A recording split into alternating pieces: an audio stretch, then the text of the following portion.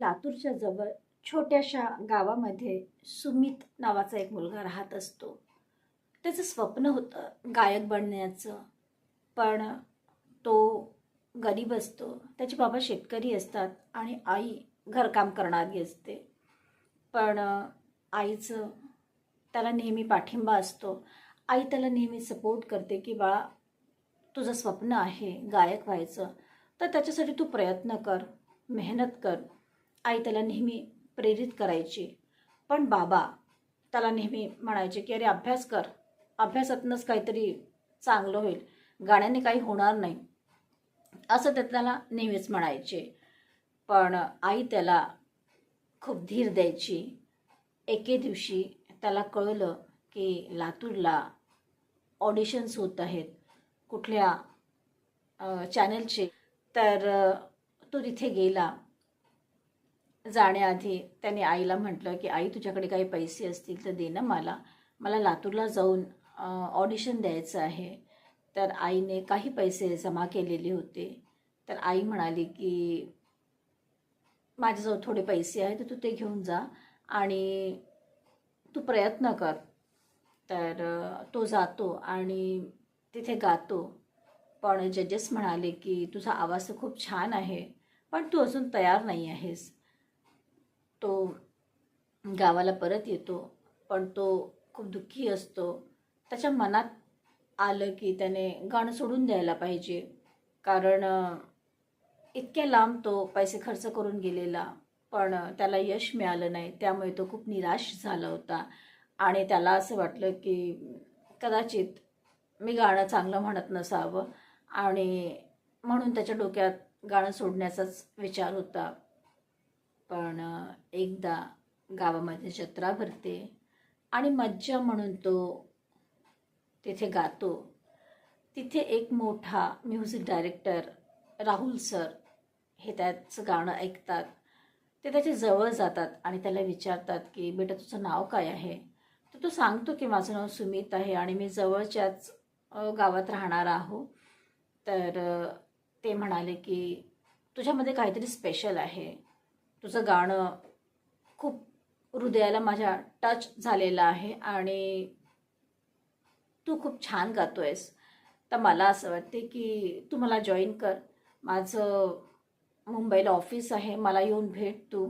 आपण तिथे गाण्याचे प्रॅक्टिस करू आणि बघू काय आपण चांगलं काय ते करू शकतो. आणि ते त्याला आवर्जून बोलावतात. तर तो आईला विचारतो की आई, मी जाऊ का? तर आई म्हणाली, बेटा तुझं तर स्वप्नच आहे ना सिंगर व्हायचं, गायक व्हायचं, तर तुला नक्कीच जायला पाहिजे.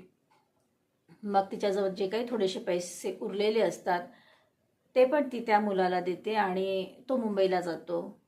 मुंबईला जातो तर राहुल सर त्याला त्याचं ट्रेनिंग सुरू करतात आणि त्याला बारकावे, ताल, ह्या सगळ्या गोष्टी त्याला समजावून सांगतात.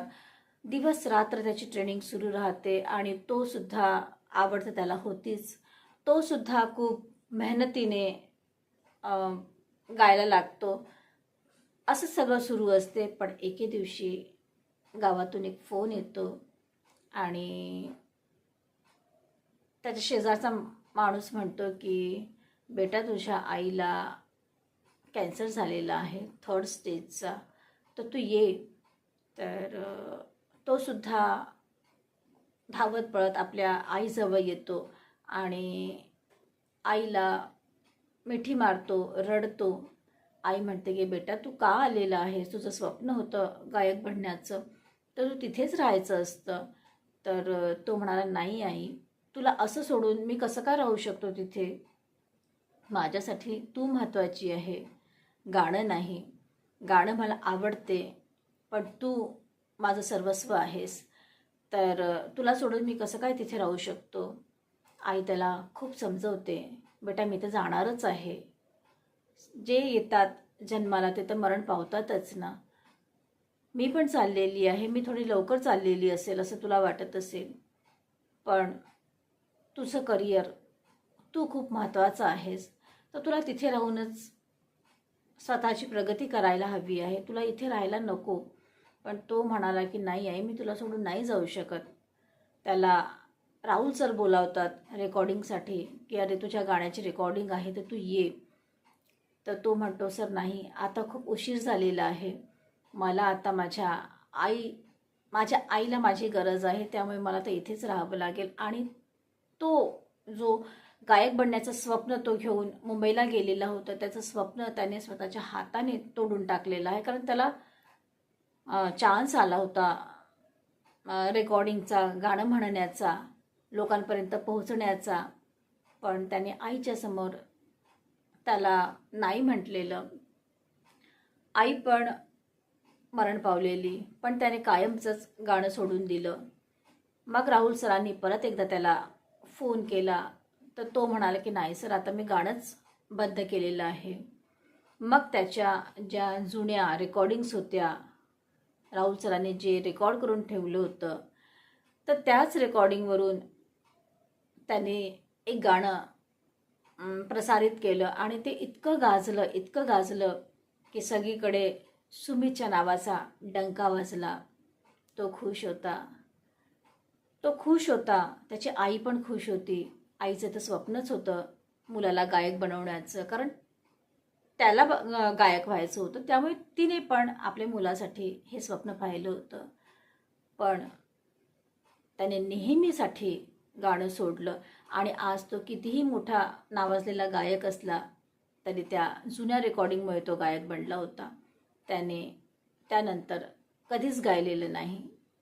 थांबून थोडा विचार करा, रडायचं नसते, लढायचं असते.